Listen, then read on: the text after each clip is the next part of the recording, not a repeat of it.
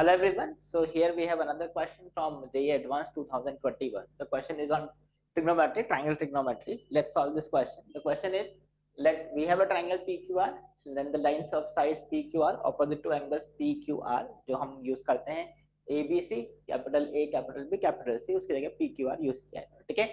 Then which of the following statement are true? तो now see एक एक statement सब स्टेटमेंट डिफरेंट है, आपको एक स्टेटमेंट चेक करना पड़ेगा. ठीक है. So how can you solve this? एक एक स्टेप में स्टार्ट करते हैं. तो cos p is greater than equal to 1 minus p square by 2qr हमको ये चेक करना है. So here we have angles, here we have sides. So what we can do is we know what is cos p in cosine rule. What is cos p?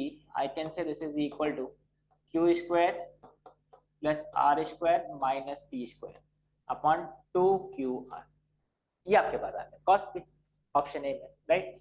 अब इसको आप ध्यान से देखो. This is can see this is equal to, अगर आप divide कर दोगे, this is 1/2 Q square by Q R which is Q by R plus R square by Q R by Q and this is minus you can see this is P square upon 2qr. ये आपके पास expression है, correct.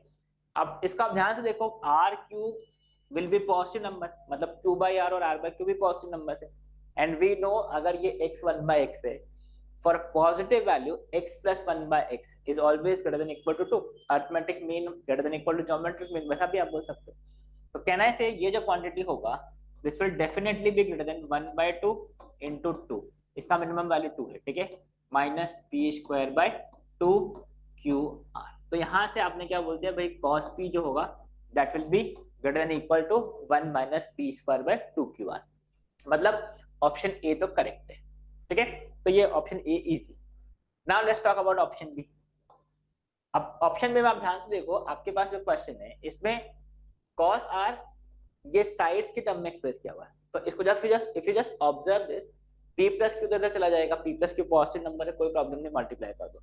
और इसको हम अगर open करके check करें तो you can see here, let's see option B, this is p cos r plus q cos r is greater than equal to q cos p minus r cos p, right. और इसको आप simplify करेंगे, this is p cos q, just open the brackets, हमने सिर्फ open कर दिए, r cos q, ये bracket को हमने ओपन कर दिया. And now just see if I just try to collect the terms, कुछ टर्म्स को हम देखो कलेक्ट करने की कोशिश करते हैं. just check this and check this, ठीक है. so this is p cos r plus r cos p, correct. और इसका आप ध्यान से देखो, ये जो टर्म है, if you take this term and this term, so this is plus q cos r plus r cos q is greater than equal to q cos p plus p cos q. ये आपके पास arrange करने के बाद expression होगा, ठीक है. अब अगर आप थोड़ा ऑब्जर्व करें तो you can see what is this. This is p cos r plus r cos p, a cos b plus b cos c, कुछ प्रोजेक्शन फॉर्मूला टाइप नजर आ रहा है. तो what is p cos r plus r cos p, this will become q. so this is q plus this is q cos r plus r cos q. तो ये value क्या होगा, this value will be equal to, you can see this is equal to p, this is p, projection formula, greater than equal to q cos p plus p cos q, this will become r, so this is r. so can we say this statement is true? तो we in a triangle we know sum of two sides is greater than the third side, मतलब ये statement true है क्योंकि यहाँ पे बोला greater than और equal to, दोनों में से एक स्टेटमेंट भी करेक्ट है, मतलब करेक्ट स्टेटमेंट है, correct. so this is the correct answer, sum of two sides is greater than third side, मतलब option B is also correct. Option B भी करेक्ट हो गया, ठीक है. I hope the first part and second part are clear, right. Now let's talk about the third part. अब third part में you have q plus r upon p. आपको इसको analyse करना है. अब राइट हैंड साइड पे आप ध्यान से देखो, यहाँ पे जो एक्सप्रेशन है वो एंगल्स की टर्म में, ठीक है. So now how can you apply angle के टर्म में जो फॉर्मूले हैं वो कैसे अप्लाई कर सकते हैं. तो लेट्स स्टार्ट सॉल्विंग दिस. तो क्वेश्चन सी में, ऑप्शन सी में क्या है, आई कैन से देखो P Q R, if I apply sine rule तो we know a upon sine A मतलब p upon sine p is equal to q upon sine q is equal to r upon sine r is equal to let's say lambda. आपको बताइए सर्कमरेडियस to capital R के बराबर होता है सर्कमरेडियस, मतलब उसको मान लिया लैम्डा, ठीक है।